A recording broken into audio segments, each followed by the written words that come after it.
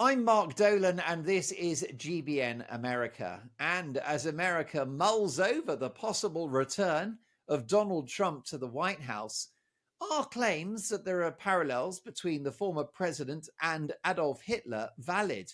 Well, that's certainly the view of academic and author Henk de Burg, whose book Trump and Hitler, A Comparative Study in Lying, identifies parallels between the two men in their political methods and public engagement. Well, let's get the views of Jeff Ballabon, former CBS News executive and chief spokesman and founder of the Coordinating Council on Jerusalem. Jeff, really good to see you on this very busy day for all Americans. Your reaction to this idea of parallels between Trump and Adolf Hitler? My reaction has less to do with Donald Trump and his presidency and more to do with the cheapening and trivialization of the Holocaust. Because let's face it, there have been many totalitarian dictators on the planet, but what Hitler is widely known for, largely associated with, was his very close to successful attempted genocide of the Jewish people and of other groups he deemed undesirable. And you know, there are many places in Europe, not in America, obviously, where free speech is very, very much broader and more protected. But there are many places around the world, specifically in Europe, where Holocaust denial is a crime.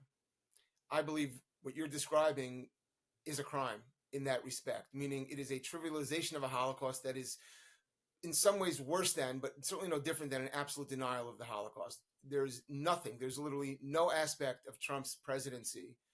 It's embarrassing to even have to say this, that remotely resembles anything related to what Hitler is known for.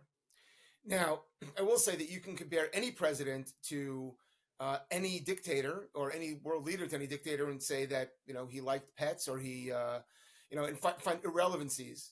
But let's put it this way. The greatest problem the United States of America has, thanks to Donald Trump's great successes, is the number of people who want to come into the United States illegally. With Hitler, it was disallowing people from leaving and importing my people in order to slaughter us. So let's start with that. Yeah, Jeff, why do some on the political left, some liberals, label people as far right or Nazis who they disagree with? Why is that happening? So in the common consciousness, people who know very little, know nothing, are being manipulated by people who know a great deal. And in the common consciousness, Nazi is the ultimate bad word. It's the ultimate epithet. Why? Well, because while the right wing in America, and I'm not talking about the extreme fringe, I'm talking about the mainstream right, and let's say the Republican Party, is wildly intolerant of any form of racial supremacy, white or black. They hate supremacists because they are supremacists. The left, and let's say, again, not now including the Democratic Party, because they've imported this, they hate white supremacists because they're white, but they're very comfortable with supremacy. And interestingly, the white supremacists are finding their own alliances and allegiances and comfort level in the Democratic Party.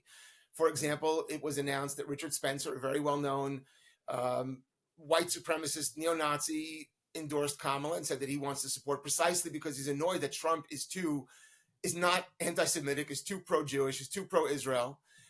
Previously, David Duke, another very famous American Klansman, white supremacist, threw in his lot with the Democrats when they started leaning that way. So the idea of dividing America or the world along racial identity lines, that is the sum and substance of where Kamala Harris and the Democrats are today. And I'm not comparing them to Hitler because I think, again, that is a trivialization of the Holocaust.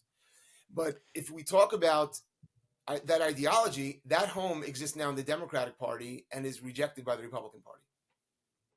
It's ironic, isn't it, that critics of Donald Trump claimed that his rally at Madison Square Garden had echoes with Hitler before the Second World War and support for the Nazis then, particularly given that at Trump's rally in New York, many Jewish people were in attendance and many Israeli flags were being waved. That's true. And at Democratic rallies, there are Israeli flags being burned, but of course, there are also American flags being burned. So this libel. It really begins even when he was running for election, but when it really got hammered into consciousness was after the infamous Charlottesville Unite the Right rally in August of 2017. And nowadays, if you say the word Charlottesville in America, the immediate the resonance, the reaction, the association is that rally. And it's largely because the media created a fabrication about what Donald Trump did and didn't say, and it stuck. Unlike the Russia hoax, the collusion, and the rig, all those things, they were disproven because they were dragged through massive court battles. They were disproven. However, this lie that Donald Trump praised Nazis or said that white supremacists are fine people, when he said the exact precise opposite, when he showed absolute moral clarity, has resonated and stuck. And I'll tell you why from the inside, because at that time, I was very close with the Trump administration. I'd been in the campaign, and I had written a response to it. I saw what Donald Trump had said, and I thought he showed absolute clarity, moral clarity. Until that point, I didn't know where he was morally, actually. I told my friends, I thought of it as BC and AD, before Charlottesville and after Donald. I mean, when he spoke at that, I thought he was complete moral clarity about saying no, hate, violent hate on any side is wrong. I'm not picking one side and preferring that side. The media drumbeat, however, was you must only choose the white supremacist. You cannot say that all sides of evil is evil. And that's why they rejected him. But this mean that he was not sufficiently hostile to Nazis, which was untrue. He was completely hostile to that. But he was also hostile to the kind of supremacy, the kind of anti-Semitism that we see now dominating the left in the streets around the world and in America, which calls for the genocide of the Jews openly. That's exactly what this claim has wrought. Why do some American Jews struggle to support Donald Trump, Jeff? Largely because of this. On some level, and let's break this down a little bit. When you see those rallies, and you see, and if you can get clips of this and show it to your viewers, I think it'll be fantastic. In my community, in the Orthodox Jewish community, that's the community that just objectively is much more committed to staying the course of Jewish identity, as far many more years of Jewish education, of Jewish practice and faith, of understanding of Jewish history, far more back and forth discourse with the state of Israel, is overwhelmingly Trump supporting. In 2016 already, it was about 80% of that community voted for Trump. In 2020, it was overwhelming. It was I think over 90% voted for Trump. And if you look at the images coming out of the last few days, there are massive rallies in the Orthodox Jewish communities in America supporting Trump. And so it's a very simple thing. Those who know more about Jewishness, those who are committed to the survival of Jews, they are voting Trump. Those who have essentially assimilated away, and the comparison, I may have said this to you the previous time we spoke, I think between Jews and the word is used for two things. Jew means Irish and Jew means Catholic. In other words, Jew is an ethnicity and Jew is a faith. And Irish Americans, there really is no separate Irish American vote that anyone's interested in anymore, because it's essentially assimilated into voting like every other non-minority in their zip code where they live. The same with Jews. Jews who have assimilated, that ethnic Jews, they just vote their zip codes. They vote the Upper East Side of New York, and that is simply, a very strong liberal leftist Democrat bastion.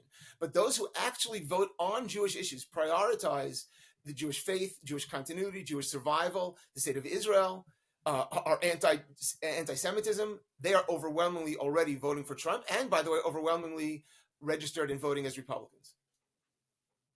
Indeed, and of course, Trump apparently, including according to Vice President Kamala Harris, is a Nazi. Meanwhile, Trump has stood shoulder to shoulder with Israel ever since October the 7th. Meanwhile, the Biden White House has equivocated in its support for Israel and its efforts to defeat Hamas.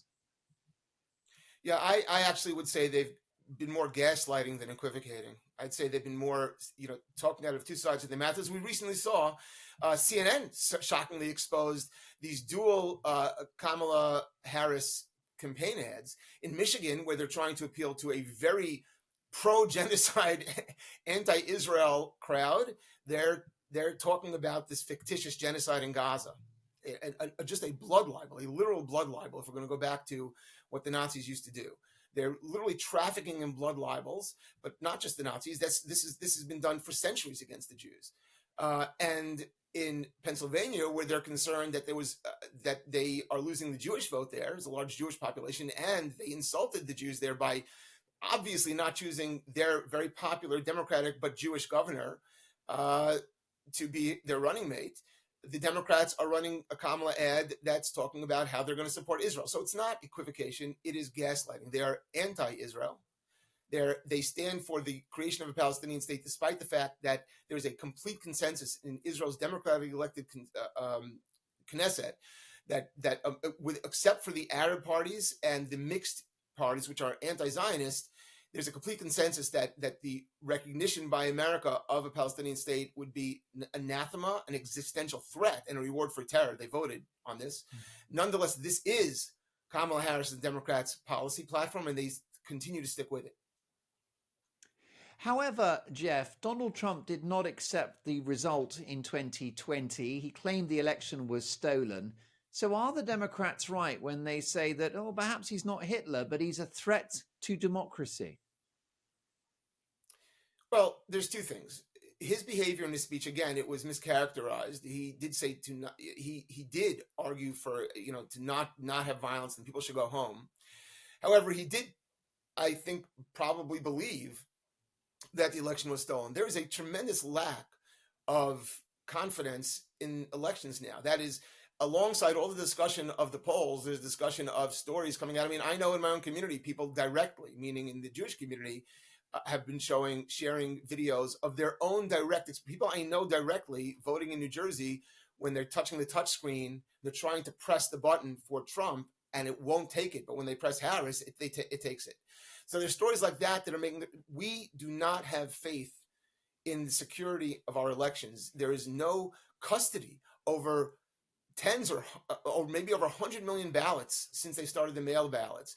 You can walk into a polling station, and of course the Democrats are against voter identification. Why? Why would you not want to identify who the voter is?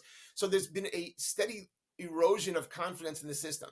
And so that is real, and that is not Trump. However, what Trump said triggered that violence, and people do hold him accountable for that. But he has not shown fascistic or totalitarian tendencies in that regard. However, there is room to be concerned that there will be potential violence, regardless of the outcome of this election, by those on either side who are extreme and who are not satisfied with the current system.